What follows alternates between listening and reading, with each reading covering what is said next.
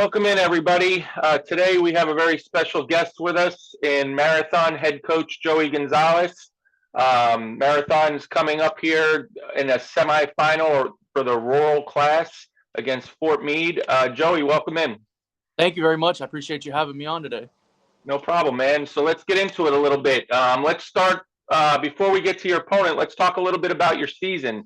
You guys started slow, lost 3 of your first 4 games, and you seem to have caught fire ever since then. Outside of a 2-game losing streak midway through, you guys have been just cruising. So talk about the early season and then the turnaround and what a groundbreaking year it's been for you guys down there at Marathon. Yeah, absolutely. So coming into this season, we had on the forefront our pitching staff. We lost our big horse last year to Palm Beach State graduation. Dylan Zeals, I know his name came up a lot last season and throughout his junior year as well.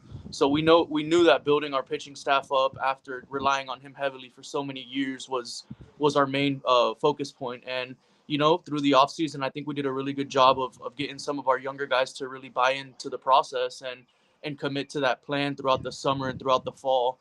And the first few outings of the year for my young guys who didn't really see as much action, it was kind of going through some of those early season growing pains. We saw a couple really good opponents out of the gate with LaSalle and Coral Shores. I know you guys all saw the good numbers that they put up this year, and we dropped a couple early on there. And once the boys started to realize that we were able to compete with these good teams, even though the results weren't really, we weren't seeing those winning results early on, but we were competing and battling against these tough teams. They started to believe and they started to buy in, and kind of ever since then we hit our stride and have put up some really awesome numbers this year for sure. Sure, yeah, you guys have had a great year. Let's talk a little bit about the kind of the weirdness of the schedule, because you guys in this rural, you lose a whole round of playoffs. So you guys went through your district tournament, and now you have a whole week layoff, over a week, 10, 12 days. So how do you, for a team that's as hot as how you guys have been coming down the stretch, how difficult is that as a coach, that now you guys gotta gear these guys back up and try to get them back? Baseball is such a game of rhythm. So how do you handle that? Absolutely. No, I think honestly, it might sound crazy, but it kind of came at a really good time for us. We had a lot of road trips this last stretch of 2.5, 3 weeks of baseball. We did a trip up to Palm Beach that took up 3 days. And then, of course, traveling all the way up to Fort Meade for our district title game was pretty much a 3-day event, wanting to get up there a day early. And then obviously Thursday night playing for that title, and then traveling back, the highs of being up all night with the boys on Thursday night, and then traveling back Friday, not getting home until late in the evening Friday. Of course, it would have been nice to get a couple days of a breather and get back to it, but I think honestly it was a blessing for us, being able to go right into that regional semifinals and kind of collect ourselves, get some much needed rest, and get our back half arms really geared up and ready for this series that we're starting up tomorrow. So that was our primary focus all of this week. We had a really good Monday through Friday practice, and we did a little hit around this morning as well at the field. But we just really focused on number one, getting our main 2 or 3 guys the rest that they needed coming off of that district tournament, and then our back half, our bullpen guys, our 10, 12 inning guys this season really ramped up. Got them a couple good pen days this week, and I think we're in a really good spot going into our Fort Meade series tomorrow. Talk a little bit about Fort Meade, because you guys, you're in again a weird position since there's less teams in your rural division. Talk about the fact that these guys are in your district, and then you guys won the district tournament, you beat them, and they're already a good team, and now they got extra fire coming back at you that you took the district title away from them in a real good game. So how do you approach that situation? Even though you do have them at home in the first 2 games. Yeah, no, for sure. We knew on paper all year with this rural division, we did a lot of dissecting of stats and of teams, because obviously a lot of these teams are teams that we've never seen in the past. So based on the history of Fort Meade, we knew that they're a traditionally rich baseball program. It's the home of Andrew McCutcheon. They take deep pride in their baseball up there. So we attacked that district final game, and we actually visited them early in the season as well to kind of feel them out and see what they had. And I think that was the best trip that we could have possibly made midway through our season was to get up there and just we were on the short end of that game. We lost 6-3, a really tough, Yep. but it was definitely I think that there was solidified our district championship. Going in, we didn't have to go in blindly, and now the state matched us up again with them for the regional semifinals, and I think we're in a really good spot. We know their strengths, we know their weaknesses. We know they're gonna have 2 to 3 guys that could pound the zone with an 84 to 86 mile an hour fastball, and we know that if we pitch to them smart and strategically and just get small with them, we're going to be able to compete every game this series. So we're excited for the large task at hand. As you said, they've been a pretty much all season a top 100 ranked program throughout all 8 classifications. So we know we've got a large task at hand, but we've already proven that we're able to compete both games and most importantly that district championship win. And we're just hoping to ride that wave and ride that momentum. Talk a little bit about the two out of three format here, because typically with these rural teams, they're not as deep as some of the 7A and 6A teams.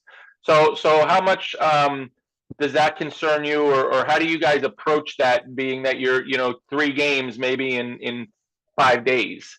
Yeah, no, for sure. I think we're set up in a position where unlike many of the rural teams, as you noted, I think we're pretty deep with our pitching staff. We've got 2 guys who have gone 40 plus innings for us this year, which are going to be our Monday Tuesday starters. They've given us really quality innings, and they're both seniors. They're both super confident guys up on the hill, and they're ready to go to battle for us. And I've got a third guy in my back pocket who's a sophomore who's also had some really big starts this year. He's only 16 years old, but he went toe to toe with Coral Shores' ace Donovan Theory in a 2-0 complete game effort, and he's had a few other starts throughout the season. He's been a good weapon out of the pen. He's been a good closer for us. But if we have to go to 3 games in the set, we're going to rely on those 3 guys as our 3 starters, and we've also had 4 or 5 different bullpen guys who have given us between 12 and 15 innings this year. So we're going into this series in a position where I think the 3-game set's going to favor us and our pitching staff with the fact that I can count on 7 or 8 arms I could run out there, 3 being starters and 4 or 5 that I can rely on to get me some innings out of the pen if need be. And how nice is it for you guys to get these first 2 games at home? Because I know you had to go there and win the district title on the road, and it's not a short distance either way. So, you guys down there, you don't get a lot of the press and you don't get a lot of the stuff. But now you're right in the limelight now, and kind of your whole city there is on display over the next 2 days. So how nice is that for you to get these 2 home games? No, absolutely. I mean, for me, it's everything. For our program, it's everything. As you said, we're in a really small, tight knit community. Our island's only 5 miles long, 2 miles wide, and everything we do at Marathon High School is 100% supported by our community. So not sure if people have noticed or not, but it's been a big deal for us to win this district title just because it hasn't been done here in 46 years. The last marathon baseball team to do it was in 1979. The last marathon baseball team to play in a regional tournament was also in 1979. So it's huge. I think we're gonna have a huge home field advantage here. We're hoping to pack our stands. We had our local community park actually bring in a few extra sets of bleachers, and we've got the whole fire department coming out with their squad. So we're looking at a few hundred people, hopefully, for Monday and Tuesday night. And I think it's going to be just great. I mean, our kids have earned this opportunity. We're young. We only have 5 seniors, and pretty much my entire infield, aside from my first baseman, is freshman and sophomore. So we're building something special, that I think is going to be around for a really long time. And it's nice that we're making marathon baseball relevant finally again. And talk a little bit about the excitement in the city. You hit on it a little bit, but have they done anything special for you? Have they rallied around it? Is there a buzz in the city going into these next couple days? Oh yeah, there's definitely a big time buzz. There's a couple different local restaurants who have made their district championship banners. They've been hanging them out by US 1. So as the boys drive up and downtown to and from school, they've been able to see that on display. On our big main marquee out by the Sombrero Boulevard, they have that banner hanging as well. And we're just super excited.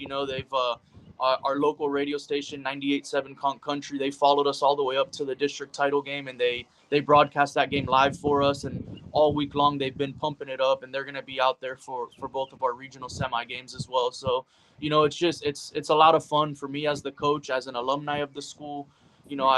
I've been part of the program as a student athlete since 2008, graduated high school in 2012, and I was never in a position to play for a district championship or play in regionals, and now being able to do it with my brother as my assistant, who's also an alumni, it's a special feeling for sure. Sure. How much importance, I know everybody wants to win every game, but how much importance with the distance and travel, how much importance are you guys putting on trying to get this thing done in 2 games down here where you don't have to take that 3rd day of travel and kind of throw everything off for the following week? How do you handle that? Yeah, no, that's the ultimate goal, is to try to get this thing in our back pocket in 2 games and get 2 games closer to Fort Myers. I mean, essentially we're 4 games out, and the boys know that, but they also know that the focus is just taking it one step at a time, 1 game at a time, 1 inning at a time. We don't want the highs to get too highs and the lows to get too lows. With a young group, you're gonna have errors, you're gonna have mistakes, you're gonna walk guys, but it's gonna be about who's more resilient and who's gonna want it more. And I think our boys are ready to try to do this in 2. If we have to hit the road for a game 3, I think we have the upper edge because we're used to traveling. Our closest our closest away game is an hour and a half to South Miami, 2 hours to North Miami. So we're road warriors. We know how to win on the road. But it would be an awesome thing for us and for our city to be able to do it in 2 here in front of our home fans. Sure. Well, you guys have done a tremendous job with the program down there, and it's been a pleasure covering you this year. We're looking forward to you guys playing well over the next couple days, and hopefully I'll be speaking to you again next week. Thank you so much, man. I appreciate everything you've done, and you've been able to get our program back on the map in South Florida, which I think is definitely deserved for our boys. So I appreciate you. Awesome, Coach. Good luck. Thank you so much. We'll talk soon. All right. Take care.